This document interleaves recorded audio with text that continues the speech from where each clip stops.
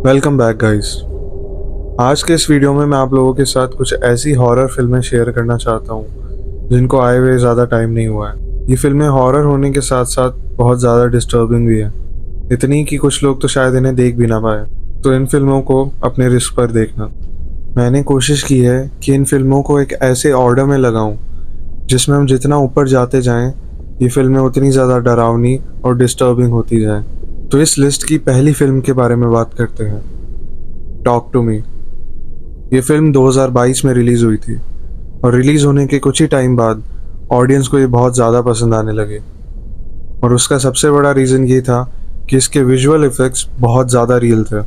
ये फिल्म लेके आती है अपने साथ कुछ ऐसे दोस्तों की कहानी जिन्हें एक ऐसा हाथ मिलता है जिसको पकड़कर टॉक टू मी बोलने पर वो किसी भी मरे हुए इंसान से बात कर सकते हैं। शुरुआत के उन दिनों में उन सभी को लगता है कि इस हाथ को यूज़ करने से कुछ बुरा नहीं हो सकता। आखिर एक आत्मा से बात करने में क्या ही ऐसा हर्ज है।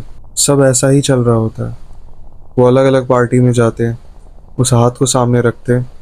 वो पार्टी में आए सारे लोग उस हाथ पे बारी बारी से आत्माओं से बात करने की कोशिश करते। सब कुछ नॉर्मल चल रहा था, पर एक दिन उन लोगों ने एक ऐसी आत्मा को बुला लिया जो वापस नहीं जाना चाहती थी। धीरे धीरे उन्हें जो आत्माएं दिखने लगी वो बहुत ज़्यादा खतरनाक होने लग गई। उस ग्रुप में से एक लड़की को तो मानो उस आत्मा ने अपने वश में ही कर लिया हो। अब आखिर ये सारे दोस्त मिलकर इस सिचुएशन में से कैसे बाहर निकलेंगे? आखिर वो क्या ऐसा करेंगे कि ये जो आत्मा यहाँ आई है इसको वो वापस भेज सके? इस लिस्ट की दूसरी फिल्म है वेरोनिका। इस फिल्म की कहानी 1991 के मैड्रिड शहर की है। वेरोनिका ने कुछ ही समय पहले अपने बाप को खोया था और उसके बाप के मरने के बाद पूरे परिवार की जिम्मेदारी उसके ऊपर ही थी। एक दिन वेरोनिका अपने दोस्तों के साथ स्कूल के बेसमेंट में जाकर ओइजा बोर्ड यूज़ करने की कोशिश कर रही थी। ऐसा कहते हैं कि ओइजा बोर्ड का इस्तेमाल कर आप किसी भी मरे हुए इंसान से बात कर सकते हैं। और इस बार वेरोनिका और उसके दोस्त यही यूज़ कर वेरोनिका के मरे हुए बाप से बात करना चाहते थे। ओइजा बोर्ड इस्तेमाल करने के दौरान अचानक से वेरोनिका एक आत्मा के वश में आ जाती है। उस दिन के बाद दोबारा कुछ ऐसा करने की उन लोगों ने बिल्कुल भी कोशिश नहीं की, पर चीज़ें वहाँ रुकी नहीं। वेरोनिका को अजीब अजीब चीज़ें महसूस होने लगी। उसको अचानक से अजीब सी आवाज़ें सुनाई देने लग जाती।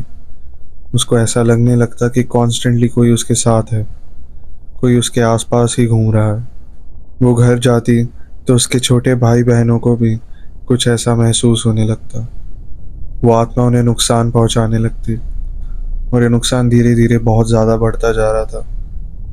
वेरोनिका को समझ नहीं आ रहा था कि आखिर वो इन सब से कैसे बचे और अपनी फैमिली को कैसे बचाए। इस लिस्ट की तीसरी फिल्म है द फर्स्ट वुमन। इस फिल्म की कहानी इन्वॉल्व करती है एक ऐसी फैमिली को जो अपनी ब्लड लाइन में, जो अपने ख़ानदान में एक डीमन को जन्म देना चाहते। इस फिल्म की कहानी शुरू होती है 19वीं सदी से, जब थॉर्न फैमिली ने एक ऐसा समाज बना लिया था जो सिर्फ शैतान की पूजा करता था। इस पूरे समाज का सिर्फ एक ही महत्व था। वो चाहते थे कि थॉर्न खानदान के अंदर एक ऐसा बच्चा पैदा हो जो शैतान की शक्तियों के साथ जन्मा हो। इस फिल्म की पूरी स्टोरी के दौरान हम यही देखते हैं कि थॉर्न खानदान ने आखिर ये कैसे किया।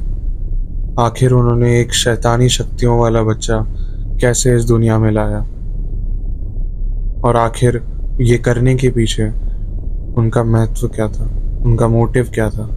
इस लिस्ट की अगली फिल्म है stop motion. Stop motion follow करती है एक ऐसी लेडी को जो एक स्टॉप मोशन आर्टिस्ट है। स्टॉप मोशन एक ऐसा एनिमेशन फॉर्म होता है जिसमें हर एक फ्रेम में ऑब्जेक्ट को फिजिकली चेंज किया जाता है। ये फिल्म फॉलो करती है एक ऐसी औरत की कहानी को जो एक स्टॉप मोशन आर्टिस्ट थी, पर धीरे धीरे उसकी तबीयत बहुत ज़्यादा ख़राब होने लगती है और उसकी बेटी एला को उसकी जगह लेनी पड़ती है। एला अपनी माँ की तरह स्टॉप मोशन एनिमेशन बनाने लगती है। वो उसका सारा बचा हुआ काम करने लगती है। वो उस काम को करने के लिए एक नई बिल्डिंग में शिफ्ट हो जाती है, जहाँ शोर कम होने की वजह से वो अपने काम पे ज़्यादा फोकस कर सकती थी। उस बिल्डिंग में शिफ्ट होने के कुछ दिनों बाद उसे एक छोटी लड़की मिलती है, जो उसकी स्टोरी को पढ़कर बोलती है कि ये तो बहुत बोरिंग है, क्या तुम इससे कुछ अच्छा नहीं लिख सकती। और वो उसे कुछ ऐसी स्टोरी सजेस्ट करती है जो बहुत ज़्यादा डिस्टर्बिंग है। पहले तो वो उसको मना कर देती है, पर उसके दिमाग से वो स्टोरी जा ही नहीं रही होती है और वो मान जाती है कि वो उसी स्टोरी पे काम करेगी। वो धीरे धीरे अपने फिल्म सेट को बहुत ही भयानक रियलिटी में बदलने लग जाती है। वो इतनी पागल हो जाती है कि वो अपने बॉयफ्रेंड टॉम और अपनी दोस्त पॉली दोनों का मर्डर कर देती है और उनकी डेड बॉडी को यूज़ करती है अपने सेट पे नई डॉल्स बनाने के लिए। इस लिस्ट की फाइनल मूवी बताने से पहले मैं एक ऐसी फिल्म मेंशन करना चाहूँगा जो इस लिस्ट में तो जगह नहीं बना पाई, पर मैं उसको आप लोगों तक पहुँचाना चाहता हूँ। ये फिल्म है डेड स्ट्रीम। ये फिल्म फॉलो करती है एक ऐसे इन्फ्लुएंसर को जो फेमस था उसके आउटरेजियस स्टंट्स की वजह से, पर कुछ ऐसा हो जाता है जिसकी वजह से उसका सारा फेम गिर जाता है। अब अपना फेम वापस लाने के लिए और अपना कमबैक करने के लिए वो एक प्लान सोचता है कि वो एक हॉन्टेड हाउस में जाएगा और 24 घंटे तक लगातार वहाँ से लाइव स्ट्रीम करेगा। और उसका ये डिसीजन उसको कितना भारी पड़ता है, ये जानने के लिए आपको मूवी देखनी पड़ेगी। इस लिस्ट की आखिरी फिल्म है हेरेडिटरी। इस मूवी के बारे में कुछ ऐसा है जो लोगों को बहुत ज़्यादा डरा देता है। इस फिल्म की कहानी शुरू होती है एलन की मौत से। एलन ग्राहम फैमिली की सबसे बड़ी मेंबर थी। उसके मरने पर पूरी फैमिली बहुत ज़्यादा दुखी थी। ग्राहम फैमिली में अब 4 लोग बचे थे। एनी, एलन की बेटी, स्टीव, एनी का हस्बैंड और उनके 2 बच्चे पीटर और चार्ली। अपनी माँ के मौत के बाद एनी बहुत ज़्यादा दुखी थी। उसको कुछ अजीब अजीब से ख्याल आने लगते थे, पर चीज़ें सिर्फ अजीब ख्यालों पर नहीं रुकी। धीरे धीरे एनी को अपनी माँ के बारे में कुछ ऐसी चीज़ें पता लगने लगी जो बहुत ज़्यादा डरावनी थी।